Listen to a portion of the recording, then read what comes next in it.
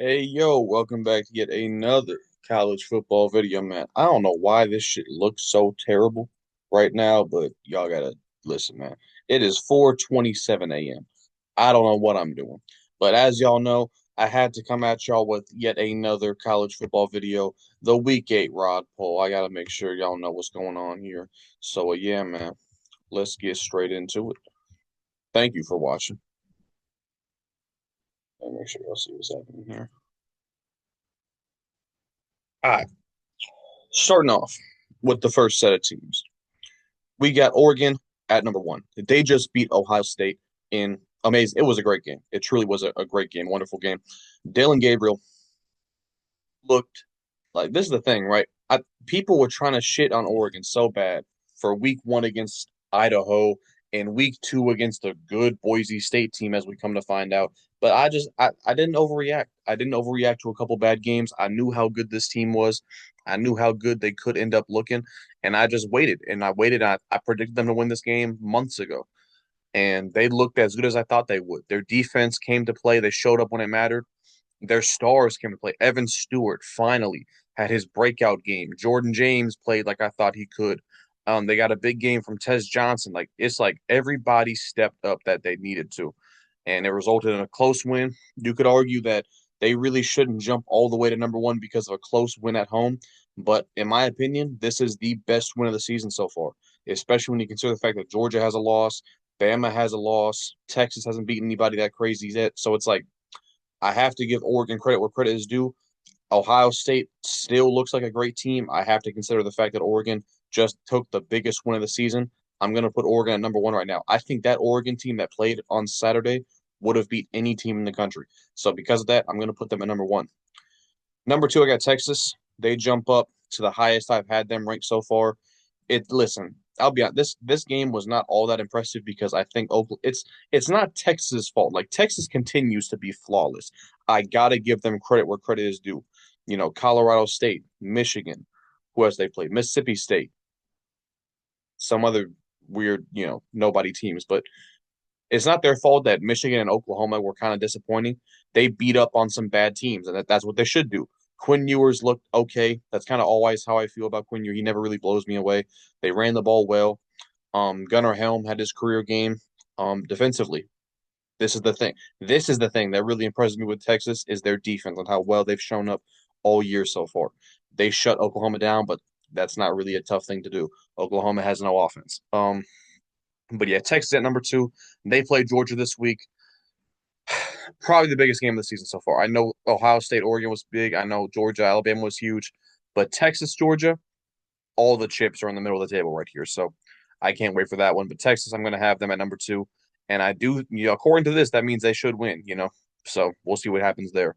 Ohio State, they dropped one spot. I'm not going to drop them too big. Like I said, they lost by 1 point on the road. And as long as Will Howard doesn't fucking slide and take up all the time, they probably are able to call a timeout and kick a field goal there. So I'm not gonna like punish them too bad for this loss. I still think Ohio State is gonna get another crack at Oregon in the Big Ten championship game, so I'm not gonna overreact here. Will Howard look good? This is the question mark, right? Is how big or how good would Will Howard look in these big games? Well, he showed up. He did not outplay Dylan Gabriel. Dylan Gabriel was noticeably better. Will Howard did make some mistakes, but I felt like he played more than good enough to win this game. They actually struggled to run the ball. Where was guys like Quinshon Judkins? He had like 11 carries for 20 yards. That's kind of a MIA missing in action right there. But Jeremiah Smith and Mecca Buka, they both showed up defensively. Again, Ohio State, great defense. No sacks, no takeaways. It's kind of surprising in my opinion. And Oregon left some points on the board. I think Oregon left like 4 points on the board in the first half. So Ohio State really did not play up to as well as I think they could have. So and with that being said, they only lost the game by 1 point on the road. So really not that bad of a loss when you break it down. So I dropped them one spot. I still think Ohio State is a very, very good team. Georgia, I dropped Georgia by 3 spots because they beat Mississippi State, but in my opinion, Mississippi State is the worst team in the SEC. In Georgia, after going up on them massively at halftime, gave up the lead and only ended up winning by 10 points. I know Carson Beck had nearly 500 yards, but he threw 2 picks. I did not watch the game. I didn't see how bad of picks they were, but it's like I'm just not impressed, man. Even when they score 40 points, you give up 31 to Mississippi State. Carson Beck turns it over multiple times. Defense 0 sacks, 1 takeaway. It's like it's just not impressive. I have to see Georgia do something massive. I have to see them beat Texas. I have to see them dog walk Ole Miss or dog walk Tennessee. I have to see Georgia look like Georgia again. I have not seen that yet this year.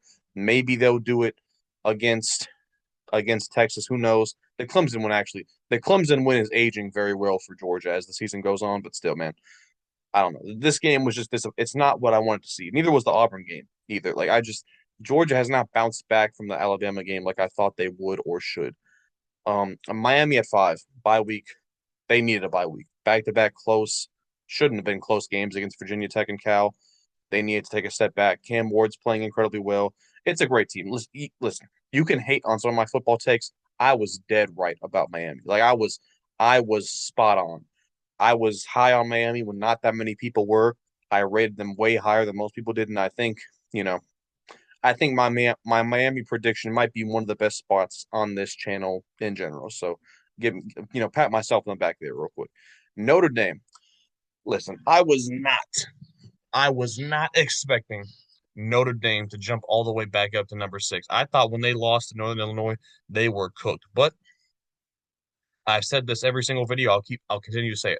The path for Notre Dame was so clear that even I saw it. What I said was Notre Dame has to forget about trying to be a pass first team. That's not what they're going to be. That's not who Riley Leonard is. I said Notre Dame needs to commit to running for at least 250 yards a game and playing good defense, and they can beat everybody on their schedule. Now, it's been 4 games since that loss to Northern Illinois, and they've won every single one in pretty convincing fashion. So and Riley Leonard just had his best games statistically, I would say. So I think they've been sticking to the plan, and it's been working out pretty good for them. The defense has still been locked down. The only issue with this game is that Benjamin Morrison, I think, just went down with a season-ending injury. That sucks for him. That sucks for Notre Dame. As a draft fan and enjoyer, that sucks for his draft stock and all that. But hopefully he recovers. Prayers to him. But yeah, Notre Dame with this style of football that they're playing, they should be able to go 11-1 and cakewalk their way to the college football playoff convincingly. Now that teams like Missouri and Ole Miss and presumably Tennessee, like now that teams like that are out of the picture, the path for Notre Dame just becomes so much easier as an 11-1 non-conference champion. So Notre Dame, they're actually sitting pretty good right now. Alabama at 7, they beat South Carolina in a dirty, messy, sloppy game. I thought they were actually going to lose at one point here. It's not looking good enough. The run game was not good. Jalen Milroe himself didn't play good. He got sacked way too many times. The offensive line looked like an issue this game. Defensively, I mean, I've just seen how many. I've seen 10, think about this, 10 straight bad quarters from Alabama. I don't know what it is. Like it's just things just fall apart and slip away from them, and they pull it out. They managed to win this game, and they managed to hold on and beat Georgia. But it's like, what's going on? Like it's just, and I hate to put this on Kalen DeBoer, but it's like shit like this just didn't happen on a Nick Saban. It's like 10 straight quarters. You can't adjust. You can't fix shit. Like what's going on? And defensively, it's bad, bro. These last 10, how many points have they given up? These last, is it like what, 80? It's got to be close, maybe more than 80 to be honest. So it actually might be closer to like 90 something. So Alabama needs to figure something out. It's not looking good right now. And if things continue on this path, listen, guys, they still play Ole Miss. I think they still play LSU. Or no, they don't play Ole Miss. So I think they still play Tennessee. They still play Tennessee, Missouri, and LSU. I think things could get bad for Alabama if they don't fix this shit right now. So keep an eye on that. I don't know who their next game is, but they gotta figure something out because it's not looking good right now. Clemson jumps up to number 8. Listen, I've been a Clemson hater. I've been a Dabo hater vocally. I don't hide that fact. I have been also very vocal about how impressed I've been because these last 5 games is the best I've ever seen Clemson look. I've only been a college football fan for like the last 3 or 4 years. I didn't see championship Clemson. This is what I've known Clemson as the last couple of years, and this is the best that they've looked. Cade Klubnik looks like a Heisman candidate. When I make that video, he will be on it. They run the ball incredibly well. Phil Maffa looks like a really, really good college running back defensively. We know how good Clemson has been. It looks like more of the same lately. So a lot of good things to say about Clemson, and they beat up on Wake Forest. So, not much really to take away from that game. I think their next game is it Louisville? No, it's Miami's game. Does Louisville play Clemson and Miami back to back? I don't know what Clemson's next game is, but I know their schedule is not very difficult. So I think they do play Louisville. Do they play SMU? I'm not really sure. But Clemson, the ACC is pretty weak outside of the top guys. So Clemson, it looks like they might have a cakewalk to the ACC championship game where they play Miami. That would be a great game. Hopefully, both those teams win out, and we get to see that matchup. Next, we got Penn State. They dropped one spot. I'm just not impressed, man. Some people are trying to hype this up as like a great win for Penn State when in reality you went life and death. And I think overtime with the team that just lost to Minnesota. So listen, I'm not hyping up this USC one like it's anything special. USC's not that good. Penn State should have won this game by way more than 3 points. Drew Aller, this is just the fact with Drew Aller. When they depend, listen to me very closely. When they have to depend on Drew Aller, he cannot play mistake-free football. He returned it over 3 times this week. Bad interceptions, okay? You cannot depend on him to play winning football. He's going to turn it over. He's going to make mistakes. Thankfully for them, the defense came in clutch when they had to. Tyler Warren had the game of his fucking life. And they barely scraped by a bad USC team. Congratulations, Penn State. You barely beat USC. That's not an impressive win. USC is not ranked, and they shouldn't even be close to ranked. Um, so they drop a spot. It's a bad win. That's what happens when you beat a bad team by only 3 points. You drop a spot. Same with Alabama. South Carolina's not a bad. They're much better than USC, but whatever. Number 10, I got Missouri. Listen, this game was not that impressive. I'm not going to pretend like I'm not even going to spend much time talking about this. Luther Burden got hurt. Hopefully, he's not out for a significant amount of time. They beat UMass. Why the hell is Missouri playing UMass in the middle of the year on the road? By the way, there was like 20 people in the stands. I don't know. It's an embarrassing look to be honest, but I don't know. Whatever. Missouri, Tennessee, they only beat Florida by 6 points. That's embarrassing. A&M dog walked Florida in the swamp. So Tennessee has no excuse here. This is the thing. This is the sad reality, not even sad reality. When it comes to Tennessee, they have a great run game. They have a Heisman. Listen to me very. They have a Heisman level running back in Dylan Saint. He's amazing. He's an amazing running back. They have an amazing, talented defense. They've shown up both these last 2 games. The defense has. They don't have a passing. Tennessee. Think about this very carefully. They can't throw the football. I messed up the stat line right there. It should be Nico, 170 yards, 0 touchdowns, 1 pick. He did not throw a touchdown. I don't think he threw a touchdown last game either. I think it's been three weeks plus since Nico's thrown a touchdown. I don't know if he's thrown a touchdown in October. So yeah, things are not looking good for Tennessee because they have no pass game. And listen, people are going to crucify Nico and say he's shit, he's all this. This is what happens when you put incredibly high hype and seal and expectations on a team with a young QB. This shit happens. And listen, Tennessee fans are to blame for. Let's not act like Tennessee fans are exempt from this because when they were ranked in the top 5 and they were 4-0, people were talking crazy about Tennessee. People were talking. And Tennessee fans were like, oh, we're going all the way. Georgia just lost. Bama just lost to Vandy. Like they were going crazy when Georgia and Alabama lost, and then they lost. So it's they play a part in this. They put too much pressure on Nico. He simply just needs time. He's not good enough right now to take Tennessee all the way, and that's very clear. They have the defense. They have the run game. They don't have the pass game right now. So they got to figure that out. And if they don't, they will certainly lose multiple games this year, more than 3. So we'll keep a close eye on them. They do not look like a playoff team right now. Next up, A&M. Bye week. They jump up one spot, coming off that big win against Missouri. Um, they're good. They've impressed me. Coming off that week 1 loss to Notre Dame, I thought it was not going to be good. Weigman went down and the backup came in and looked really good. Shout out to Mike Elko. If this was a Jimbo Fisher team, I have no doubt in my mind they'd be 3-2 right now at best, maybe even 2-3. So Mike Elko, it just looks different. It looks different. It feels different at A&M, and that's an attribute to coaching, in my opinion. So shout out to them. Next up, number 13, Kansas State. I do not have the score here. They beat Colorado 31-29, I believe, on the road. Avery Johnson played okay. The run game was what really kept them in this one. DJ Giddens is a top 3, maybe. running back in all of college football. He is absolutely amazing. Probably the biggest reason that Kansas is 5-1. He's the best player on this team without a shadow of a doubt. The defense the D line released 6 sacks. They did not let Colorado get any sort of run game off. But here's the thing. They won like by 2 points. If you would have told me, if you would have told anybody before the season that Kansas State would outrun Colorado by like 200 yards and, you know, and Travis Hunter got hurt and they got 6 sacks, anybody in their right mind would have told you that Kansas State would have won this game by 30 or 40 points. That's an objective fact. Okay. People thought Colorado was going to suck, and they thought Kansas State would be a little better than this. Kansas State won on the road against a not bad team. That they get points for that. But if you would have told people these stats before the year, they would have been like, "Oh, this is a 30-point blowout." It was not. It was an extremely close game that they had to win late. But I'm going to give them credit because I know how good Colorado is. So they move up one spot. They do look like the best Big 12 team. The Big 12 is so unpredictable. I have no idea what to think about the Big 12, but I think Kansas State is the best team in the Big 12 because mainly of DJ Giddens. Moving on. 14, we got LSU. They jump up 4 spots.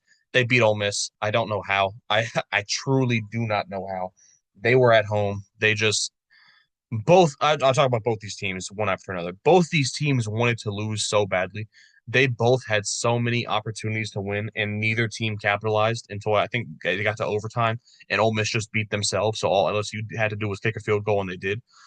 This was a terrible and amazing game to watch at the same time. LSU, honestly, man, I don't think LSU is very. I really don't. They lost to USC. They don't have much of a run game. Their defense actually has looked really good at times. It's weird. It's so weird to me.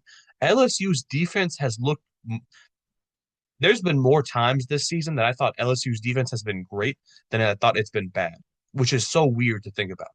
They got 6 sacks. They've been great at getting after the quarterback all year. 2 takeaways against Ole Miss. Kyron Lacy, every time. If it was 3rd and long, you just knew Nussmeier was going to hit Lacy and they were going to get the first out. Like it was just automatic. Kyron Lacy on 3rd and long, Ole Miss could not cover him. So I don't know, man. Nussmeier, he's played well. Kyron Lacy, like I said, he's their number one guy. It's just so weird, bro, because I have to bump him up 4 spots. I this is mainly about Ole Miss to me because Ole Miss, they had half a dozen chances to really put the nail in the coffin every single time. They just couldn't do it. I mean, in the I think on the second play of the game, they had a play action. They hit Trey Harris down the seam. Would have been like an 80-yard touchdown. He just dropped an 80-yard touchdown. That's just how their whole night went. To be honest, they outgained LSU. I think they had like nearly 500 yards or something like that. 3 players over 100 yards. The defense got 2 takeaways. The defense did more than enough. You cannot blame the defense for this game. You can't blame. I blame the play calling. I blame the coaching. I blame the execution in the red zone. It's just this Ole Miss. I don't know what it is. They're just not. They're not as good as I thought.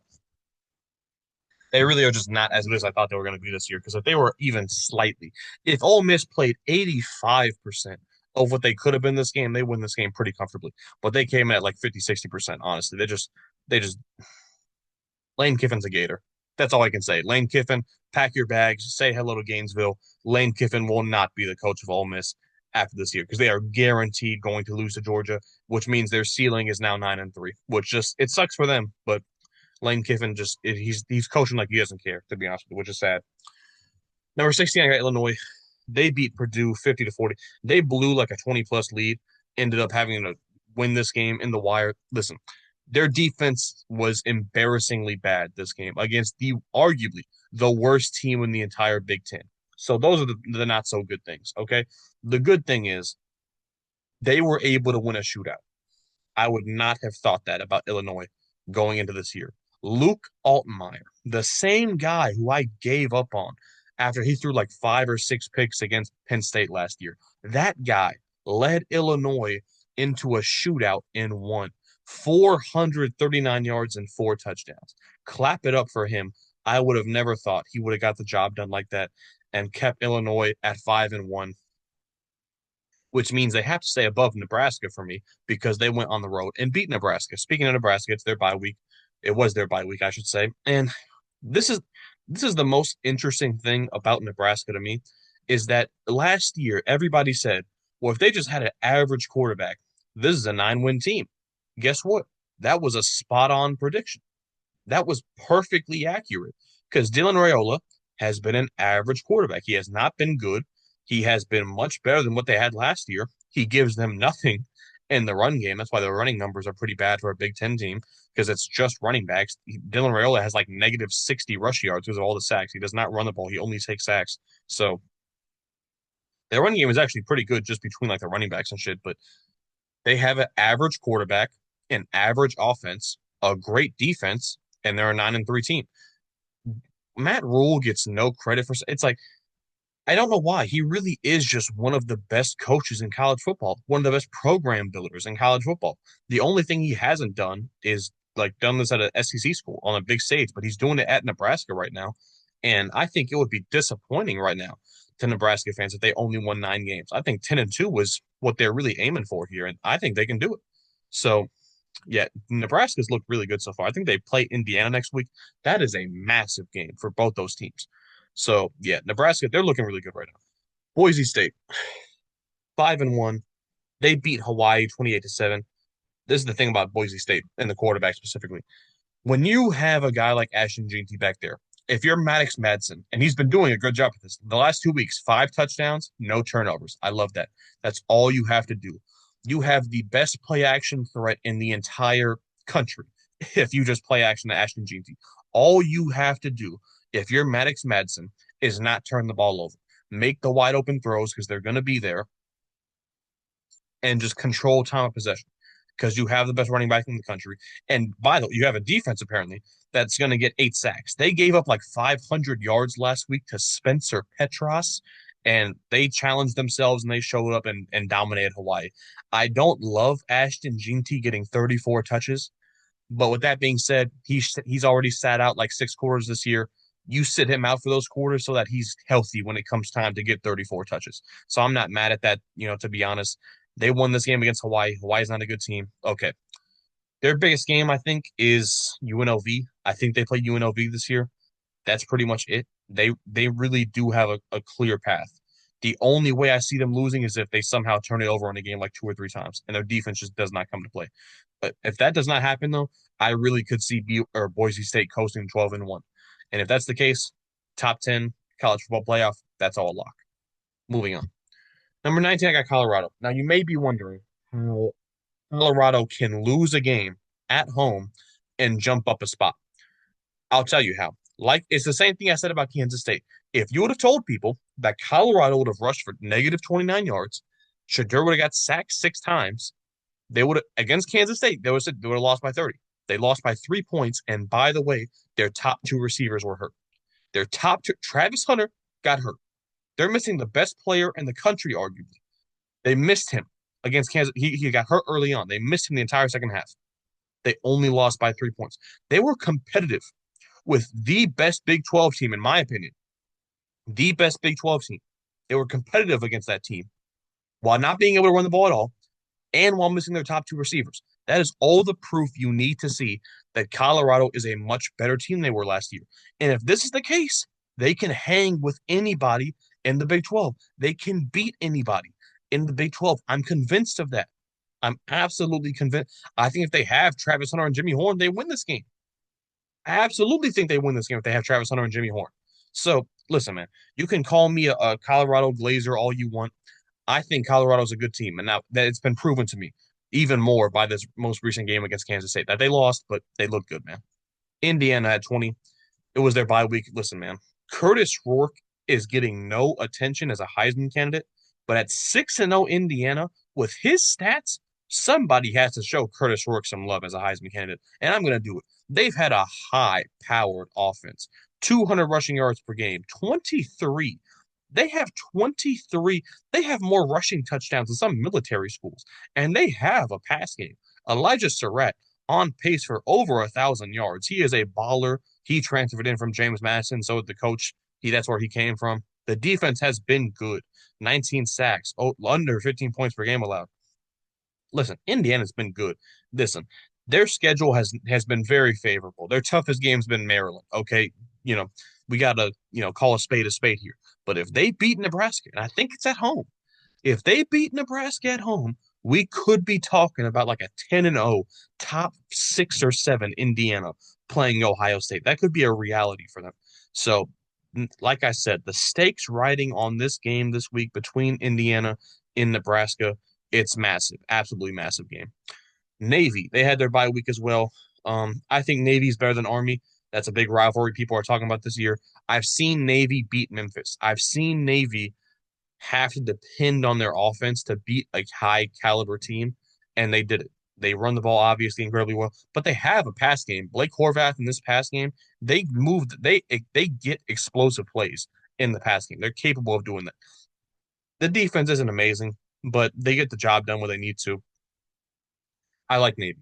I like Navy a lot, and I think they really could beat a lot of these teams ahead of them if the situation was right. Moving on. SMU at 22. SMU had a bye week. Their last game was against Louisville. They looked really, really good against Louisville. They have been on some sort of offensive, I don't even know what to call it, some sort of masterclass over these last 3 games. Kevin Jennings has been a revelation for them at quarterback. They run the ball incredibly well. I didn't even know how good this guy was playing. Brashard Smith, under 100 touches, basically 700 yards and 8 touchdowns at the running back position.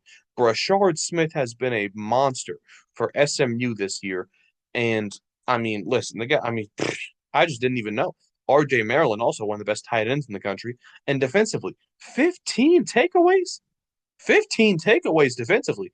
I mean, brother, I think that's the most in the country, maybe. For like that's just mind blowing to me.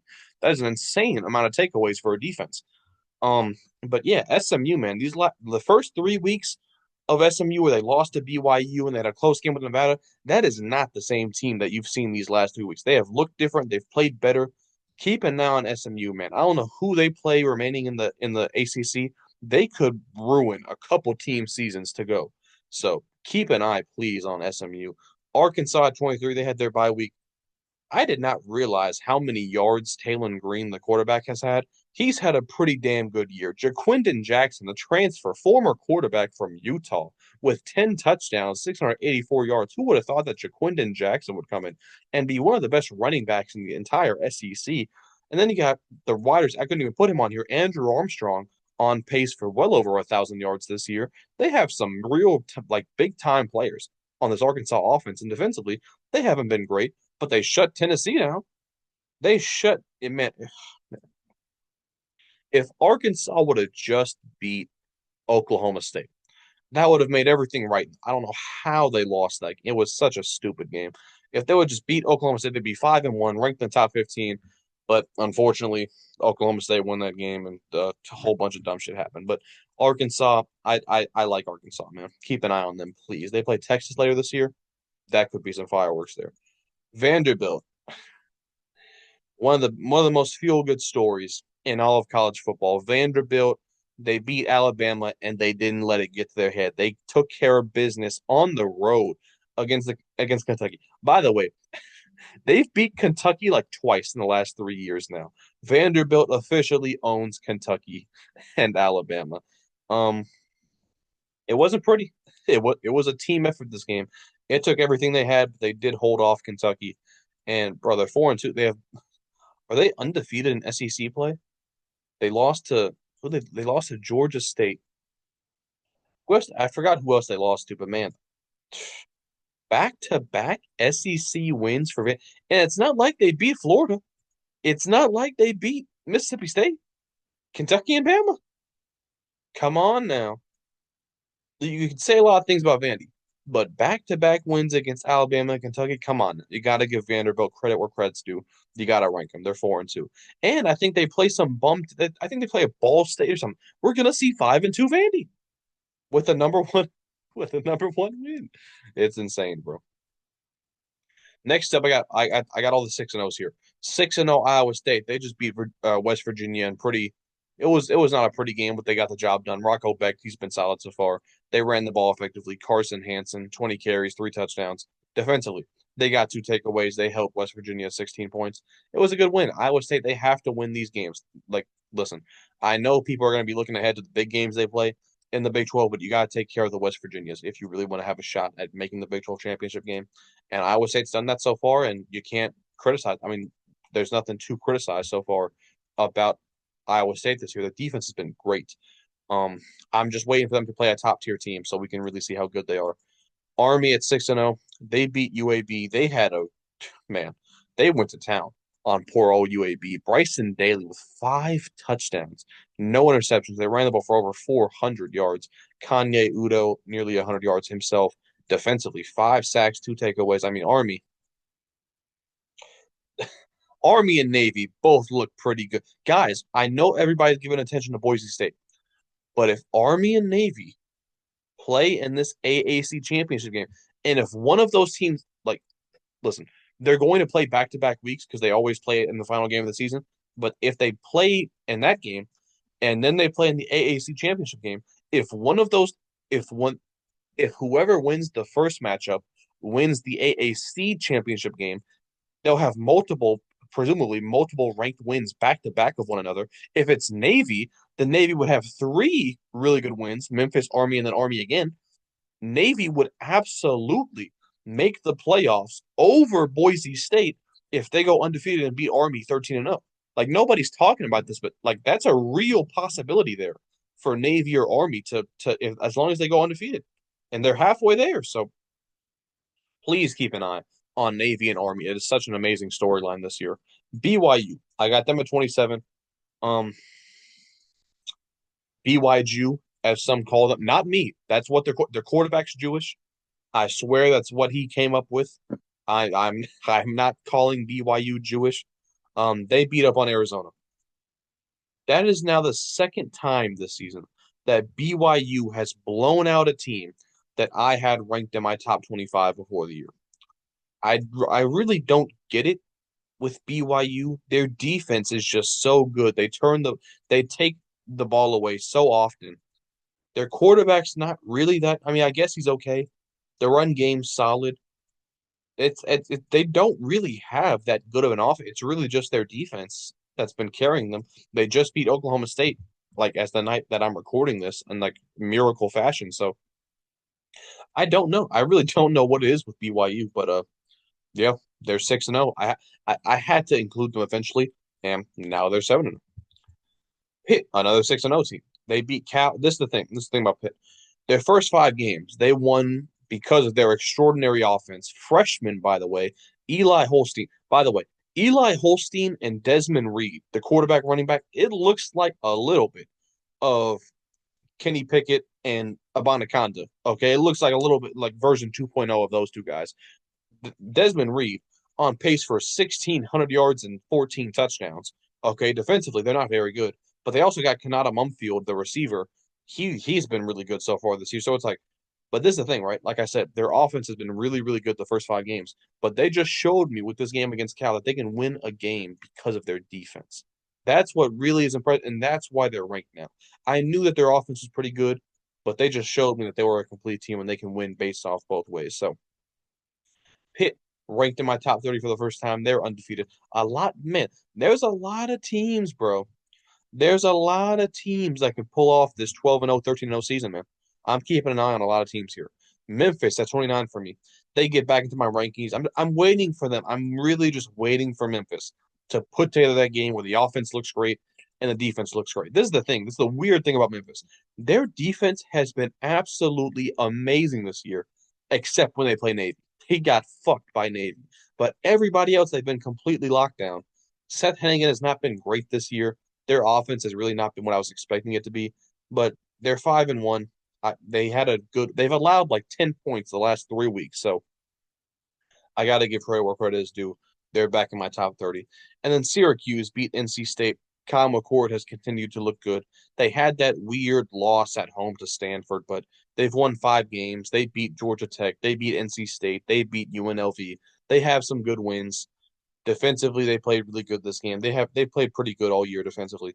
So Syracuse, I'm going to give them credit. I'm going to put them in this top 30. It is now 5:01 a.m. I want to go to sleep. So leave a like if you enjoyed. Subscribe if you're new. I will see y'all in the next one. Peace.